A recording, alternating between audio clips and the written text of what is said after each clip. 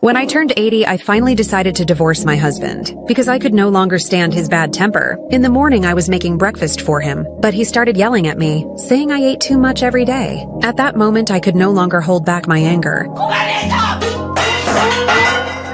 My usually short-tempered husband was shocked by my sudden reaction. He had no choice but to quietly clean up himself. I have lived a hard life, but I never once complained. I just kept all my pain to myself. Then a nurse from the care home called. She said my mother's condition was getting worse. She might not have much time left. So I decided to take Annie and my mother to the seaside she always longed for. My mother held my hand tightly with excitement, and I realized this might be our last trip together. I pushed her wheelchair slowly along the shore. A few birds flew across the blue sky. I smiled and told my mother maybe that was the freedom she had always dreamed of. Annie picked up a seashell and placed it in my mother's palm, but the shell slipped and fell to the ground. We thought she just didn't hold it tight enough. So Annie picked it up again and put it back in her hand. That's when we realized my mother had passed away. I held her tightly in the wheelchair, refusing to let go. After the funeral, I scattered her ashes into the sea, fulfilling her final wish in this way. I couldn't move on from her death for a long time, but it also awakened my desire for freedom, because I had worked hard my entire life. Yet every day I still endured my husband's scolding. For the years I have left, I just want to live freely. So I asked a friend to help me sell the house, and decided to divorce my husband.